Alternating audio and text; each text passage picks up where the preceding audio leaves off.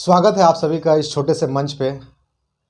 दोस्तों, एक छोटा सा घाव जो बोलते हैं वो नासूर बन जाता है ना, उसी तरीके का जो हाल है कर्नाटक में हुआ है। एक छोटा सा विवाद, एक मामूली सा विवाद, वो जो है एक इंटरनेशनल नेशनल न्यूज़ बन चुका है।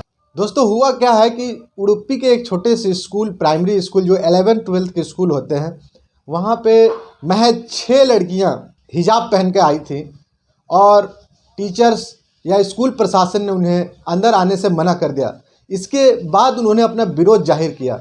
इसके बाद में भगवा गमछा पहनकर स्कूल के जो बच्चे हैं वो उसके विरोध में वो आने लगे और एक छोटा सा विवाद, महज 6 मुस्लिम लड़कियां जो है उन्होंने विरोध जाहिर किया और आज पूरे प्रदेश में जो है ये विवाद जो है तुल ले चुका है।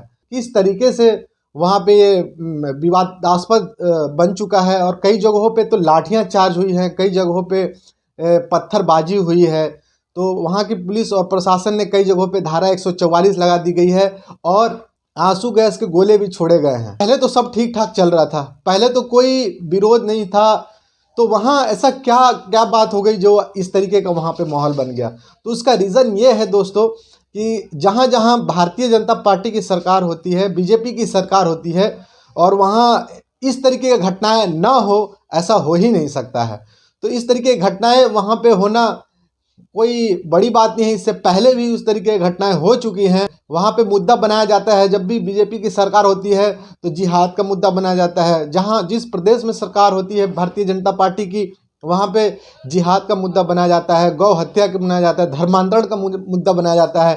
अरे आप डेवलपमेंट की बात कीजिए ना, आप बेरोजगारी की बात कीजिए ना, आप उस पर बात ही नहीं करते। जो चीज़ें, जो मूल चीज़ें जो ज़रूरी है आम नागरिक को, आम जनता को, उस चीज़ें पे आप बात ही नहीं करते। आप सिर्फ धर्म के नाम पे, मंदिर के नाम पे, मस्जिद के नाम पे इस तरीके के, चाहे वो कोई भी पार्टियां हों, इस तरीके का समर्थन नहीं करना चाहिए, चाहे वो कोई भी पार्टी से बिलोंग करते हैं। दोस्तों, आज जो स्थिति उस प्रदेश में बनी है, वहाँ से जो है धीरे धीरे पूरे देश में ये माहौल बिगड़ता जा रहा है। पूरे देश के युवाओं को ये संदेश जा रहा है कि इस तरीके का माहौल बनाया जाए, लेकिन ये सरासर गलत है। ये इस तरीके का विवाद करके किसी का घर नहीं चलेगा, लेकिन एक किसी का घर चलेगा। वो है किसका? वो है राजनीतिक पार्टियों का, वो है भारतीय जनता पार्टी का। उन्होंने 3 दिन के लिए स्कूल बंद किया है। आप ये काम पहले भी तो कर सकते थे, पहले भी स्कूल अगर बंद कर देते तो ये नौबत नहीं आती। लेकिन जब मामला तुल पकड़ा, जब ये मामला बढ़ गया, तब आपने स्कूल बंद किया।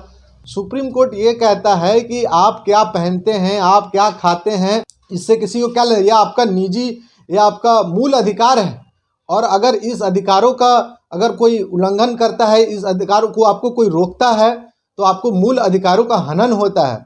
तो सुप्रीम कोर्ट का जजमेंट की भी वहाँ पे, संविधान की भी धज्जियाँ उड़ाई जा रही है उस बीजेपी प्रशासित प्रदेश में। और बात तो तब बढ़ गई जब शिवमेगा के एक गांव में जो स्कूल है, वहाँ पे कुछ लड़कों ने, भगवाधारी लड़कों ने वहाँ पे भगवा झंडा फहराया। क्या ज़रूरत थी इस तरीके का कार्य करने की? क्या संदेश देना चाहते हैं आप देश को? यही कि इस देश में सिर्फ एक ही बहुसंख्यक जो समाज है उसको बढ़ावा देना चाहते हैं। लोकतंत्र की ये सरासर हत्या है। लोकतंत्र इसकी इजाज़त नहीं देता। लोकतंत्र में और हमारे संविधान में सबको बराबर, और सबको बराबर की हिस्सेदारी, चाहे वो इस देश में रहते हों, चाहे वो किसी भी भारत के प्रदेश में रहते हों, सबको बराबर की हिस्सेदारी और एक समान एकजुटता की जो है मिसाल हमारा संविधान देता है।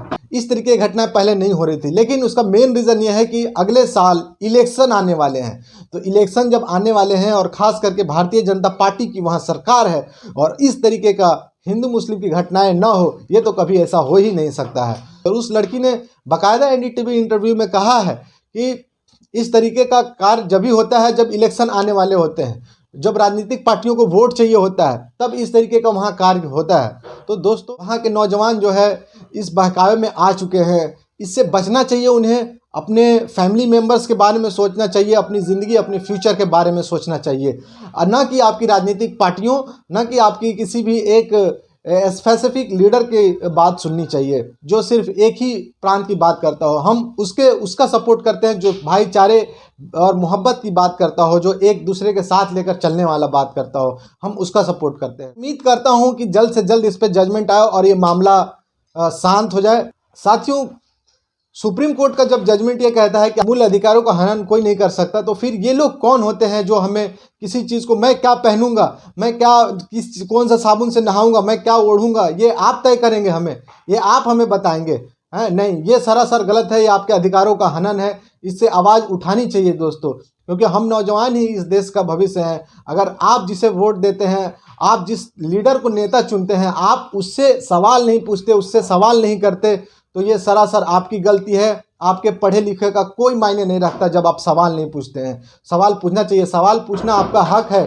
संविधान आपको इजाज़त देता है कि आप अपने विचार, अपने जो सवाल हैं वो पूछ सकते हैं। 100% आपका अधिकार है, इसमें कोई आपको रोक नहीं सकता। आपके विचार अलग हो सकते हैं, लेकिन आपको सवाल पूछने से किसी भी नेता से आपको डरना नहीं चाहिए, चाहे वो कोई भी राजनीतिक पार्टियों का नेता हो।